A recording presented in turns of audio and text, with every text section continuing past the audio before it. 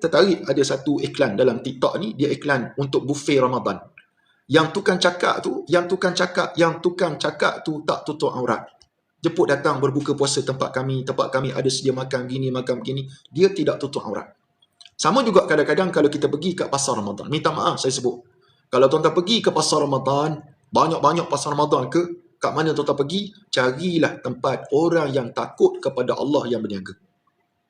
Tanda dia takut kepada Allah macam mana? Iaitu dia taat segala perintah Allah dia laksanakan. Tutup aurat, dia tutup aurat.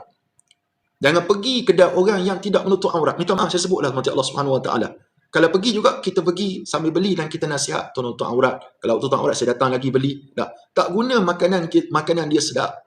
Tapi dalam keadaan dia derhaka kepada Allah Subhanahu Wa Taala sepanjang dia berada dekat pasar Ramadan tersebut. Adapun orang tuan-tuan macam Allah Subhanahu Wa Taala yang menutup aurat, kita hanya berhukum pada yang nampak.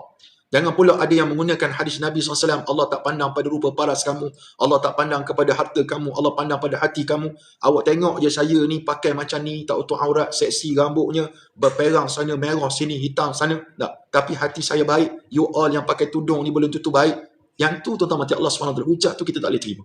Sebab urusan dia, hati urusan dia dengan Allah Subhanahu Wa Taala, dan kita orang manusia ni yang biasa ni berhukum kepada apa yang kita nampak. Maka nasihat saya, nak beli makanan untuk Ramadan, carilah daripada kedai-kedai orang yang menutup aurat, orang yang takut kepada Allah Subhanahu Wa Taala. Walaupun mungkin dia menyamar saja, dia tutup aurat, tapi lepas dengar kuliah kita ni, esok dia pakai tutup tudung sebab nak lakukan produk dia. Tak ada masalah.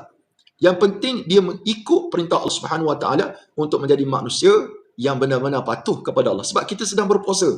Tiba-tiba kita makan makanan daripada orang yang tidak taat kepada Allah Subhanahu Wa Taala.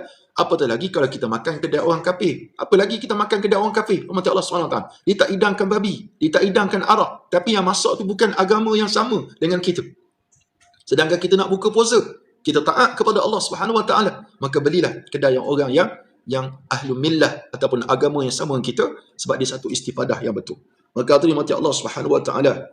Tadi saya nasihatkan pada tuan-tuan, ambil kesempatan dalam bulan Ramadan ini untuk kita menambah amal kita. Sebab Ramadan ni, dia datanglah dekat kita.